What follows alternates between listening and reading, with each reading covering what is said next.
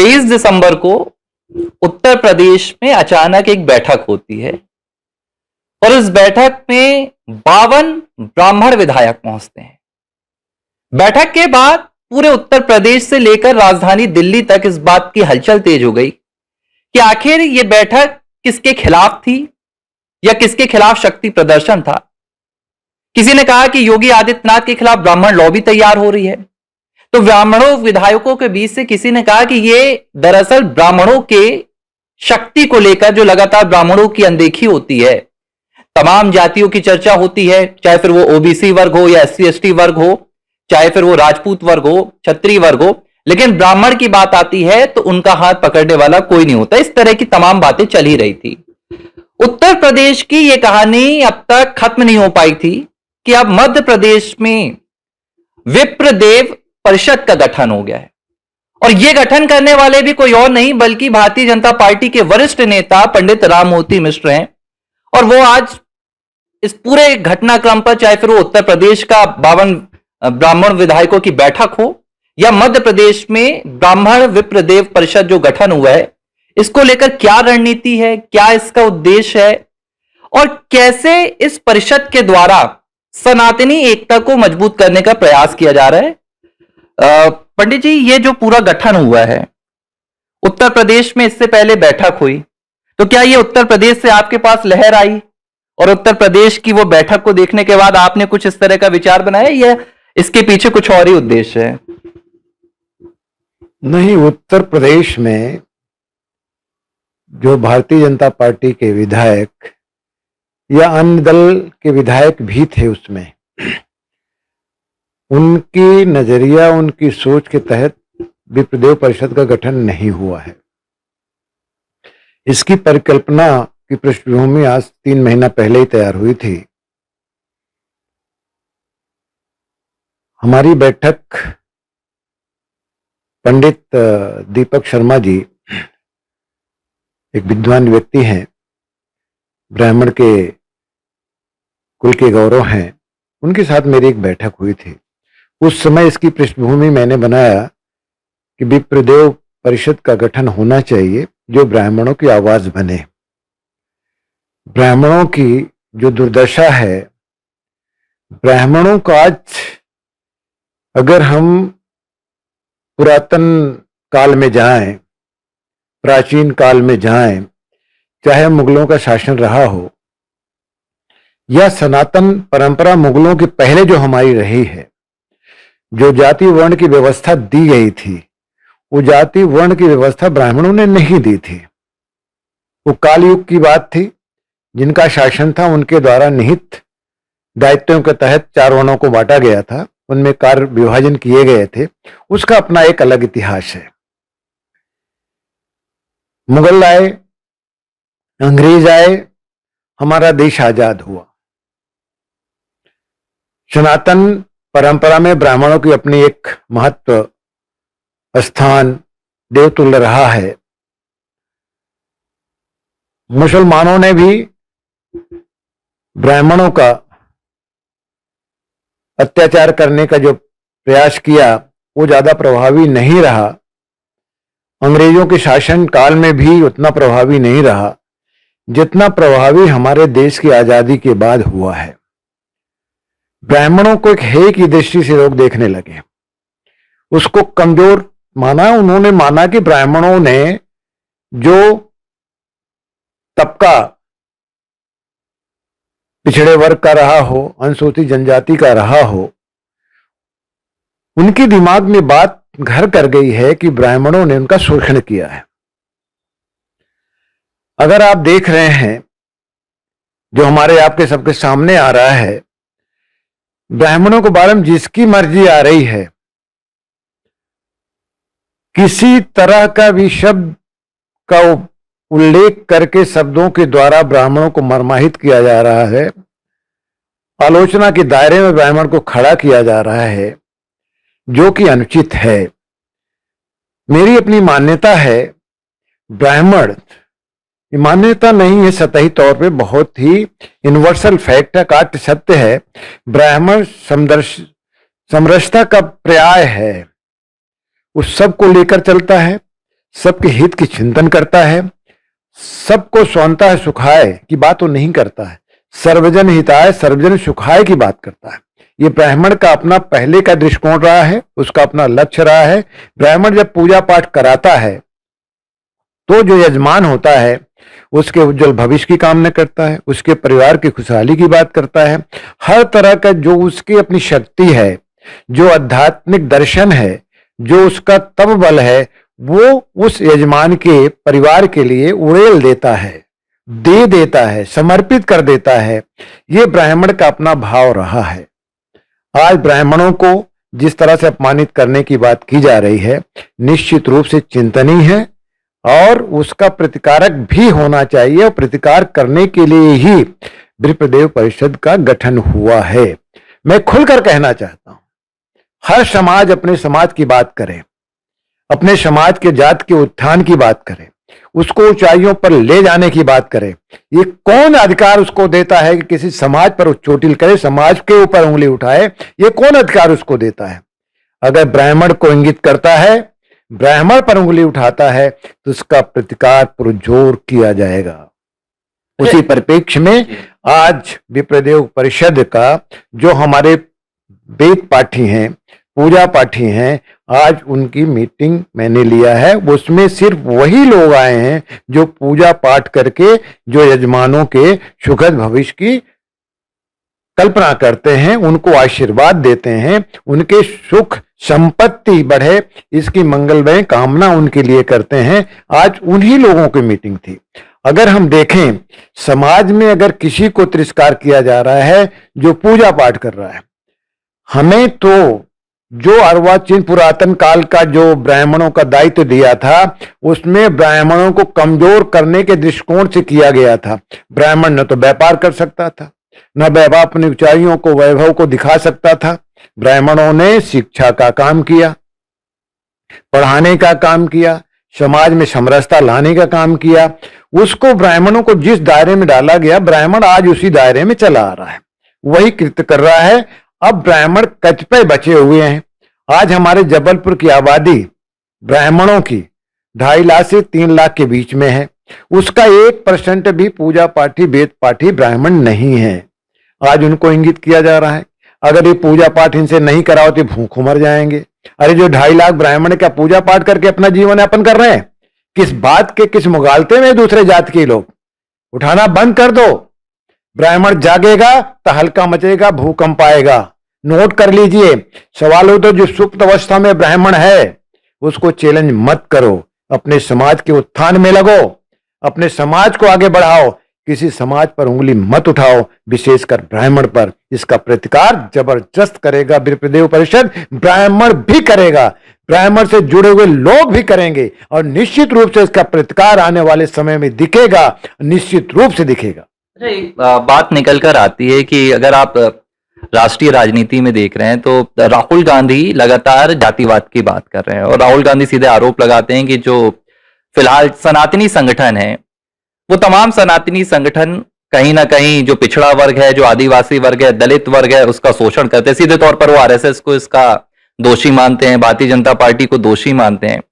लेकिन अगर आपकी मैं बात करूं तो पिछले 2 अभियान आपने शुरू किए हैं। एक अभियान आपने समरसता अभियान शुरू किया, जिसमें आप तमाम जातियों के बीच में जो मतभेद होते हैं उन्हें दूर करके सनातनी एकता में पिरोने का काम कर रहे हैं, और अब आप विप्रदेव परिषद की शुरुआत करें।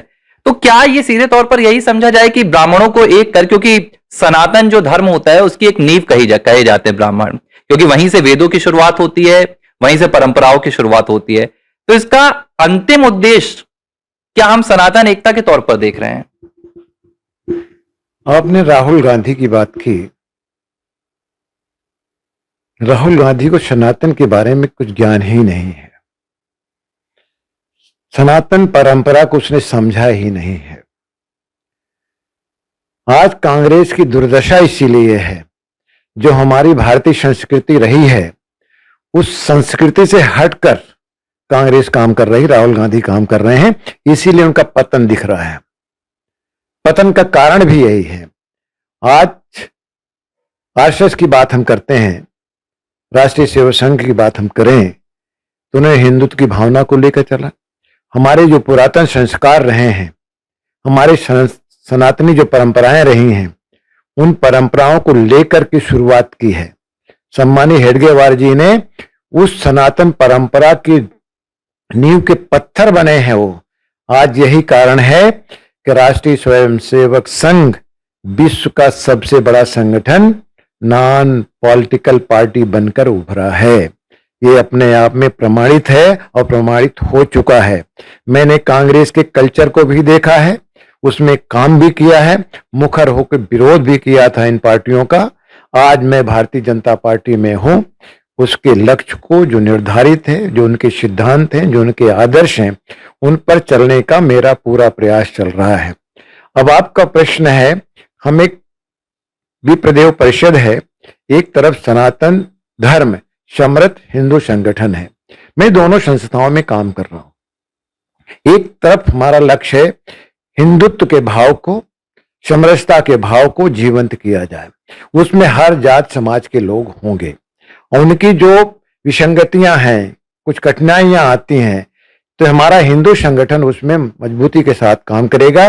इस मजबूती के मजबूत पक्ष को उद्धृत करने के लिए, मजबूत पक्ष को, उनकी जो परेशानियां आती हैं, जो उनकी अपनी दिक्कतें आती हैं, लीगल एस्पेक्ट्स में, प्रशासनिक एस्पेक्ट्स में, प्रशासनिक व्यवस्थाओं में, किसी तरह की जो व्यवस्थाओं में इन वर्ग में, इन हिंदू संगठन में रहने वालों को जो दिक्कतें आती हैं, उसके लिए हमने हर जाति समाज के लोगों को 200 अधिवक्ताओं को जोड़ा है। वो प्रशासनिक व्यवस्था में अगर किसी को तकलीफ दी जा रही है, पुलिस प्रशासन कहीं दे रहा है, कोई गुंडा ताई उनके ऊपर कर रहा है, तो इसमें हमारा हिंदू संगठन मजबूती के साथ काम कर रहा है। किसी मंदिर में व्यभिचार हो रहा है, कोई दल के लोग अगर कोई अनुचित काम कर रहे हैं, मंदिर में व्यभिचार कराने का प्रयास किया जा रहा है, उसका प्रतिकार हम करेंगे। और जो हमारे 200 सम्मानीय हमारे अधिवक्ता गण हैं, किसी परेशान व्यक्ति के लिए एक मील का पत्थर मजबूती साबित करेंगे, उनके लिए वो तत्पर रहेंगे। कोई निःशुल्क सेवाएं होंगी, वो हमारा हिंदू संगठन काम करेगा। इसी तरह से जो हमारा विप्रदेव परिषद है, यहां पर सिर्फ ब्राह्मण 200-250 अधिवक्ता इसमें काम करेंगे। अलग अलग तरह के जो एक्ट हैं, अलग अलग जो परेशानियां ब्राह्मणों को आती हैं, उनके लिए ये रामबाण का काम करेंगे।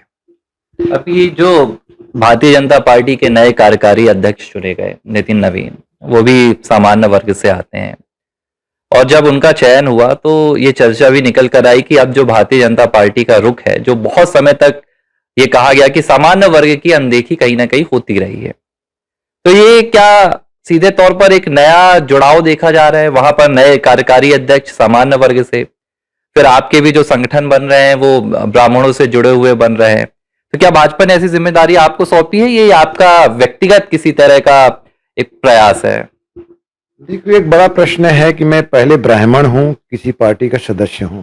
पहले तो ये तय कर लेना चाहिए, हम किसी पार्टी के सदस्य हैं या हम ब्राह्मण कुल में पैदा हुए हैं। हम जब पार्टी का काम करते हैं तो पार्टी के जो सिद्धांत आदर्श हैं उस पर हम काम करते हैं, उससे बाहर जाकर हम काम नहीं करते हैं। लेकिन हम जात समाज की जब बात आती है तो उस जात समाज के लिए हमारा जो दायित्व बनता है उसको भी हमें करना चाहिए। और उसी निहित जब पार्टी की बात आए तो हम पार्टी की बात करेंगे, जब हमारे सामाजिक अर्थ में ब्राह्मण की बात आए तो मैं ब्राह्मण की बात करूंगा। पहले ब्राह्मणों का हित देखूंगा मैं, उनमें अगर कोई विसंगतियां हैं तो उसको दूर करने का प्रयास करेंगे, उनमें कोई परेशानी आती है उस परेशानियों को दूर करने का प्रयास करेंगे। ये हमारा संगठन उसके लिए निर्मित हुआ है, पार्टी विशेष के खिलाफ में काम करने का नहीं है।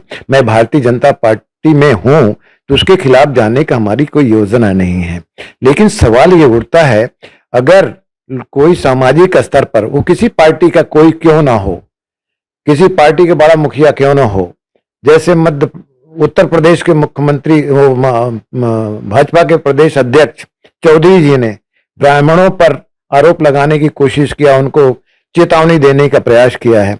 दूसरे समाज की जब मीटिंग करते हैं तो चौधरी जी को दिखता ही नहीं है। आज मैं ब्राह्मण हूं ना, तो चौधरी जी पे उंगली उठा रहा हूं, और भारतीय जनता पार्टी की बात होती तो नहीं उठाता। सवाल ये उठता, हर समाज के लोगों का अपना संगठन है, उस संगठन के स्तर पर हर समाज अपना काम करता है, वो करना भी चाहिए।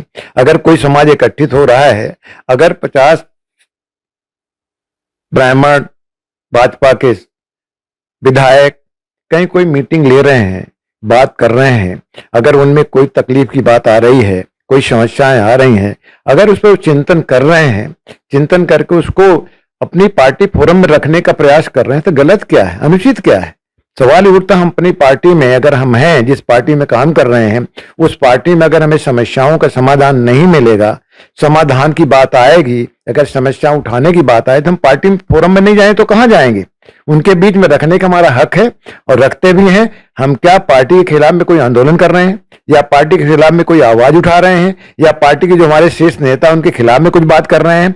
हम अपनी बात कर रहे हैं कि हमारे ऊपर जो की गलत टिप्पणी हो रही है, जो हमें अपमानित करने का जो प्रयास किया जा रहा है, और जो लोग खुल कर रहे हैं, जैसे अभी एक नालायक व्यक्ति का नाम तो आईएएस अधिकारी है, जो ब्राह्मणों के लिए बोलता है कि हमको बेटियां दे दें तब आरक्षण खत्म होगा।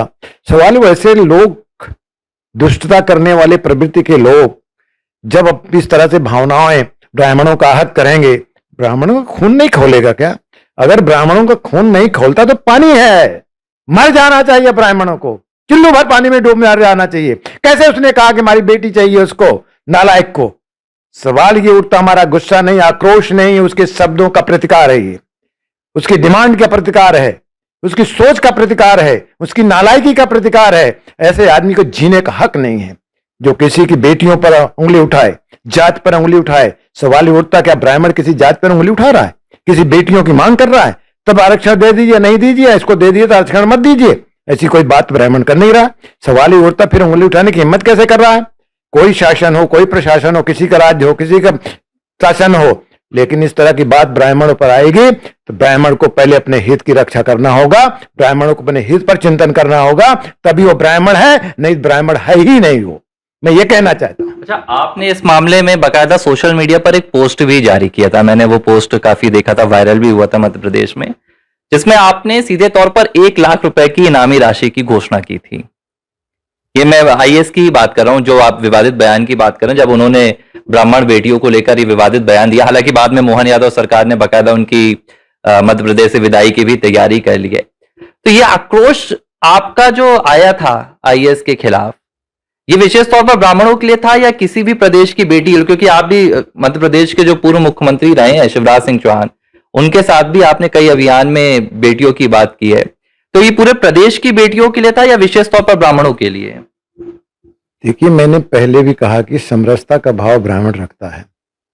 हर बेटी, हर समाज की इज्जत की हमारी धारणा है कि हमारे सम्मानीय है, पूज्य है। हमारी किसी जात की बेटी हो, वो कन्या है तो पूज्य योग्य है, किसी समाज की हो। मैंने उस पर बात नहीं की। उसने ब्राह्मण, एक जाति के व्यक्ति ने ब्राह्मण की कन्या की बात किया तो उसका प्रतिकार करने के लिए मैंने ये कहा था, अगर मैं आज ये कहूं कि मैं 1 लाख रुपया दूंगा जो आईएएस अधिकारी के नाम वर्मा को मार दे, गोली मार दे, तो क्या ये जायज होगा? ये मेरे अपने शब्द थे। ये कहना मेरा उपयुक्त होगा क्या? ये परिप्रेक्ष्य मेरा ये था कि जो वो कह रहा है कि आरक्षण बंद हो जाएगा, ऐसा कहना उसका जायज है क्या? उसका प्रतिकार था। सवाल ये उठता है कि ऐसे लोगों के बारे में इतना ही कहना चाहूंगा, जिसने नीचता की पराकाष्ठा को तोड़ दिया हो, उनके लिए शब्दों में किस तरह से दंड दिया जाए, शब्द ही नहीं मिलते हैं। सवाल ये उठता, शब्दों की आलोचना में फंसना नहीं चाहता मैं, लेकिन सवाल आक्रोश की अभिव्यक्ति की शब्द की माला में नहीं पहना सकता हूं। आक्रोश है, पीड़ा है, दर्द है। उसने हिम्मत कैसे की ऐसी बात कहने की? आज हम कहते हैं किसी बेटी के लिए, किसी भी जात की, किसी समाज की हो, बेटी हमारी पूज्य है, वो पूज्य योग्य है, उसको हम पूछते हैं, लेकिन किसी की बेटी की डिमांड नहीं करते हैं। उस नालायक ने डिमांड किया है, वो भर्तृष्णा के योग्य है, नीचता की पराकाष्ठा को उसने तोड़ा है, उसे जो भी दंड दिया जाए वो कम होगा। अच्छा, अभी एक तो ये मामला था आईएएस संतोष वर्मा का, एक अभी हाल ही में मामला आ रहा है, मध्य प्रदेश का ही नरसिंहपुर शहर है, और वहां पर एक प्रशासनिक अधिकारी के द्वारा एक पुजारी को जमीन में गाड़ देने की बात की गई। वीडियो खूब वायरल हो रहा है। ये भी कहा गया कि भाई उसके साथ उठक बैठक लगवाई गई और अब इसे लेकर वहां विवाद भी है। ऐसे बहुत से मामले आ रहे हैं। तो क्या ये जो विप्रदेव परिषद है ऐसे तमाम मामलों को सरकार के सामने उठाएगा या इन मामलों को लेकर सरकार के खिलाफ जाएगा, इसे लेकर भी लोग सवाल पूछ रहे हैं। देखिए, किस परिप्रेक्ष्य में अधिकारियों ने ब्राह्मण पर हाथ उठाया है वो परिप्रेक्ष्य मुझे ज्ञात नहीं है। ये कहा जा रहा था कि अधिकारी के द्वारा कि वो जो पुजारी थे वो नर्मदा में जाकर पेशाब कर रहे थे। हालांकि बाद में उन्होंने कहा कि मैं नर्मदा की धारा से 300 मीटर दूर था और इसी को लेकर विवाद हुआ और वीडियो फिर वायरल हुआ जिसमें प्रशासनिक अधिकारी नागेश जो हैं वो बाकायदा कहते हुए नजर आए कि मैं आपको गड़ा दूंगा यहां पर, मतलब तमाम तरह की अभद्र भाषा का इस्तेमाल हुआ।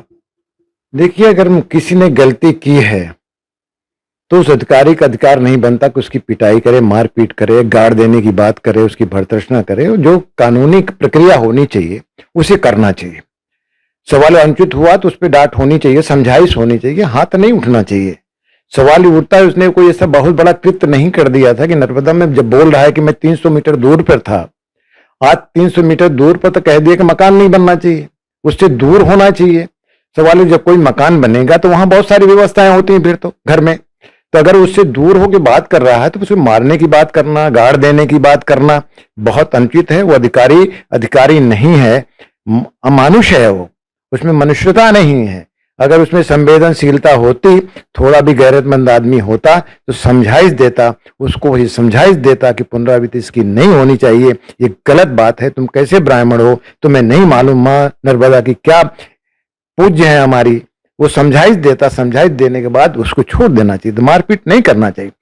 हमारा प्रथम कर्तव्य होना चाहिए कि आदमी को ज्ञान दें, समझाइश दें, उसके अनुचित तरीके का अनुचित बात समझाएं को, अनुचित तरीके से चलो, अनुचित तरीके को मत अपनाओ, अनुचित तरीके को छोड़ दो, उचित तरीके पे चलो, सही रास्ता अपनाओ। ये गलत तुमने किया है, उसके लिए अगर मैं तुम्हें दंडित करूं तो कोई गलत बात नहीं होगी, समझाइश देना चाहिए था। अगर समझाइश के बाद कोई नहीं मानता है तो एक कानूनी प्रक्रिया है, उस कानूनी प्रक्रिया के तहत कार्य करना चाहिए। और निश्चित रूप से उस अधिकारी ने गलत किया है, गलत शब्दों का उपयोग किया है, जो उसके अधिकार में नहीं है, उन अधिकारों से बढ़कर बात किया है। और निश्चित रूप से अगर ब्राह्मण के खिलाफ में, अगर ब्राह्मण गलती पर नहीं है तो निश्चित रूप से विप्रदेव परिषद उस अधिकारी के खिलाफ में आवाज बनकर आएगा सामने।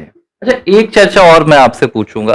पिछले कई दिनों से मध्य प्रदेश में काफी विवाद रहा। एक प्रशासनिक अधिकारी थे मध्य प्रदेश, जबलपुर की बात है, और उन्होंने बजरंग दल की यात्रा निकलती थी जो गीता जयंती के मौके पर, शौर्य दिवस से पहले, उस पर उन्होंने सीधे तौर पर कह दिया था कि यात्रा नहीं निकलेगी, इजाजत नहीं दी गई थी। इसे भी लेकर खूब विवाद हुआ। जबलपुर की घटना है, बाद में बजरंग दल कोर्ट में जाता है, अदालत में, वहां से उसे जीत भी मिलती है। एबीसी हिंदी ने प्रमुखता से उसे कवर भी किया था, पूरी खबर को। सवाल ये उठ रहा है कि मध्य प्रदेश में भारतीय जनता पार्टी की सरकार है, जो मुख्यमंत्री हैं वो सनातनी विचारधारा के हैं, मोहन यादव मुख्यमंत्री हैं। तो ये प्रशासन के भीतर वो कौन से लोग हैं जो सनातनी विचारधारा के खिलाफ जाकर सनातनी संगठनों पर पाबंदियां लगा रहे हैं? चाहे वो ब्राह्मणों की बात हो तो उनके ऊपर मारने और गाड़ने की बातें आ रही हैं। प्रशासन के ऊपर सरकार का जो कहीं ना कहीं एक रवैया है वो इतना ढीला क्यों निकल कर आ रहा है? देखिए, मध्य प्रदेश का शासन संवेदनशील शासन है। डॉक्टर मोहन यादव संसार युक्त व्यक्तित्व है हमारे प्रदेश का। ये निरंकुश जो प्रशासनिक व्यवस्था में काम कर रहे हैं वो अधिकारी हैं। ये सवाल कोई मुख्यमंत्री उनको नहीं कहता कि ऐसा बोलिए, ऐसा करिए, आपका एक कृत्य ऐसा होना चाहिए। कोई गाइडलाइन ऐसा मुख्यमंत्री की तरफ से नहीं होता, प्रदेश शासन की तरफ से नहीं होता है। ये अधिकारी अपनी हठ धर्मिता, अपने अधिकारी का जो उनका अधिकार का जो पावर है उसका दुरुपयोग करते हैं। अगर वो सही सापेक्षपंग अधिकारी लोग काम करने लगे तो अपराध बंद हो जाए, सोच गलत जो हो रही है वो गलत सोच भी बंद हो जाए, एक सही दिशा में सब चलने को तैयार हो जाएंगे। यही लोग विसंगतियां पैदा करते हैं, विसंगतियां पैदा करके आंदोलन करने के लिए, लोगों को आंदोलित करने के लिए बाध्य करते हैं। यही कारण है कि बजरंग दल ने आवाज उठाई। और सवाल ये उठता है, अधिकारी अगर सही भूमिका में अपना काम करे, सही दिशा में उसका अपना नेतृत्व हो, सही दिशा में उसकी अपनी सोच हो, सामाजिक समरसता का भाव हो, तो निश्चित रूप से इस तरह का प्रश्न कभी उठ नहीं सकता है। और मध्य प्रदेश शासन का कड़ा रुख है, किसी तरह से सामाजिक स्तर पर वैमनस्यता का भाव नहीं आना चाहिए, समरसता का भाव बनना चाहिए। सब धर्म समदर्शी हैं और सब धर्म के अपने अपने महत्व हैं, उसमें कोई टकराव नहीं होना चाहिए। ये मध्य प्रदेश शासन का अपना रुख रहा है और रहा है और रहा है और रहेगा।